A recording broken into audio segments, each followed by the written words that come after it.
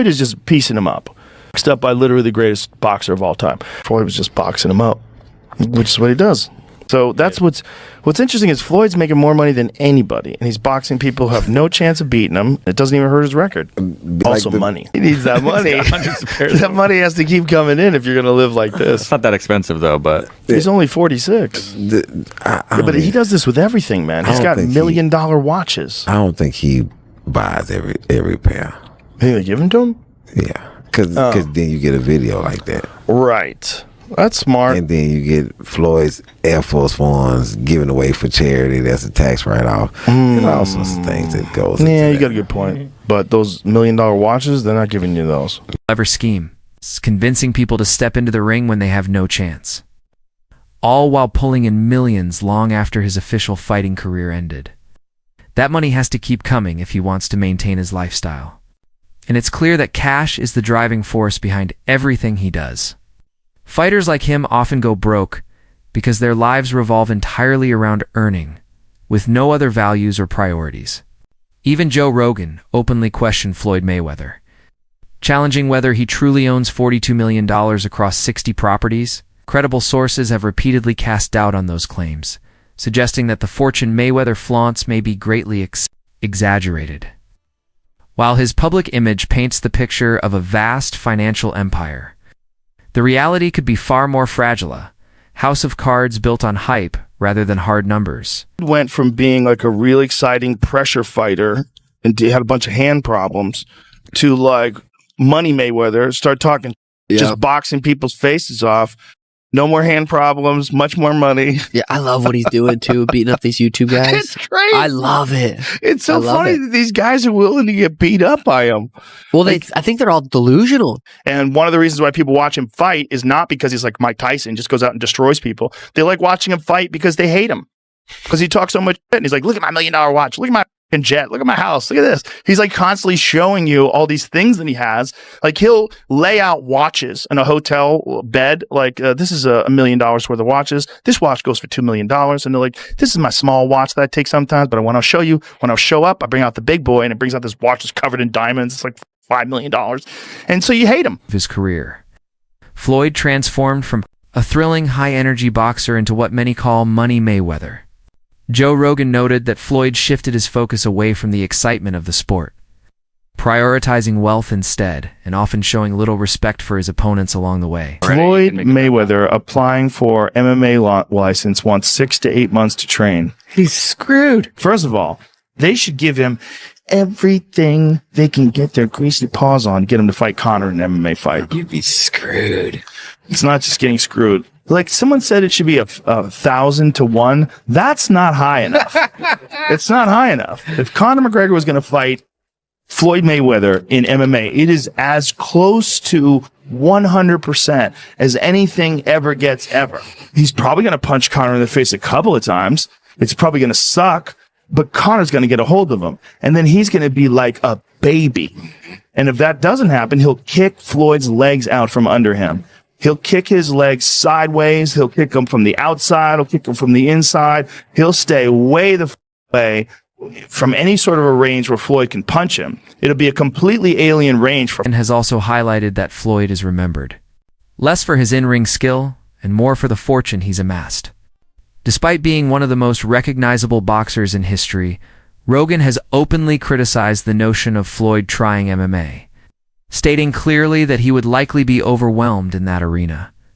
This perspective underscores how even prominent commentators have questioned his ability to adapt and succeed outside the boxing ring. He said Floyd Mayweather hit him behind the head. So Floyd fired the referee in the middle of the bout. Floyd throws this punch, and he's 100% correct. The punch landed the side of the head. It's a right hook. It's a perfect punch. And the referee was saying, watch the back of the head. He's like, what the are you talking about? And so he kicks the guy out, and they bring in a different referee who finishes the fight. It highlighted Floyd's influence by recounting how Mayweather supposedly dismissed a referee in the middle of a fight. Rogan pointed out that only someone with Floyd's level of fame and standing in boxing could pull off such a move. It's illustrating just how much his wealth and status shape every aspect of his career. At boxing in terms of like how often you get hit versus how often do you hit the other guy, he's the best ever. The way him and his uncle and his father talk, I imagine they were always super competitive from the time they were young. Yeah. Like he grew up being they're super competitive. They're competitive about talking shit. They're competitive about all kinds of things. So it's like that hive, like growing up with that all the time, and the boxing. Rogan has explained that Floyd's intense drive comes from his upbringing, with both his father and uncle instilling a fierce competitive spirit that pushed him to excel in everything he pursued. This mindset shaped him into the dominant boxer he became at his peak. But that same relentless competitiveness now appears to influence how he handles business and his pursuit of wealth. Floyd Mayweather says he makes $300 million a month, which is $3.6 billion a year. He makes more money than Jeff Bezos, Bill Gates, all of those guys. So I say all that to say this. The money that Canelo was looking for, they can easily come up with that money. Floyd Mayweather got it. Well, listen, let me put it this way to you. If he makes what did he say, 300 million a month? Yes, sir. Okay, I'm 6'4" and 240. And I know I'm 5'8.5" and 240. So there you go. There's no way. There's that. If he makes $3 million a month on his investments, that's a lot. $36 million a year. That's a lot. So I know guys that are worth, $500-600 million, plenty of them, and they don't make $36 million a year, let alone $300 million a month. Floyd has claimed that he pulls in $3 million every month, even suggesting his earnings surpass those of Bill Gates. While such statements wow the public, anyone who understands boxing paydays and pay-per-view revenues would recognize that these figures are likely exaggerated. Experts have largely dismissed them, noting that the numbers simply don't hold up under scrutiny. Been building generational wealth. Even like when my children, all four of my children are adults. And I told them, no more handouts. Because I feel like I'm hurting my children just by, I give them money, they go shopping, they put gas in their car, they party, they come back, I need money. I give them money, I buy them houses, I buy them cars. I told them, listen, if you guys go to school or you work in one of my businesses, then you can branch off, get your own business, and I'll put the money up to help you start a business, but I need you guys to take what I've already started and triple and double that, and then I need my grandchildren. Floyd has consistently emphasized that money is a driving force in his life, expressing a desire for his children to pursue the same business path he has. His goal, he explains, is to build wealth that lasts for generations. However, this approach has drawn criticism from those who feel he places financial gain above personal values and character. Still incarcerated. Then he comes home, there's the Let's Get Floyd Back in Pocket campaign that goes on, where, it's $300,000 chains being bought and buying the new Lamborghini and all these new things. And I'm sitting there going, yo, when you gonna give me the money? Because you had already invested. Yeah. Right, like when you gonna give me your half of the money back. But I ain't trying to press him because he just got out of jail, right? So it's like, let him cool his heels before you. Was that in the millions? Yeah. Okay. So you sitting there big, and I'm like, yo, so when, but see, the fighters are an asset in themselves. They are that talent, regardlessly. Right. So I'm looking at him going, so there ain't no pressure there, but I'm saying, when is he going to say he wants to, to give me the other half of it? Why I got to ask you for it? Right. And then when are we talking over $2 million?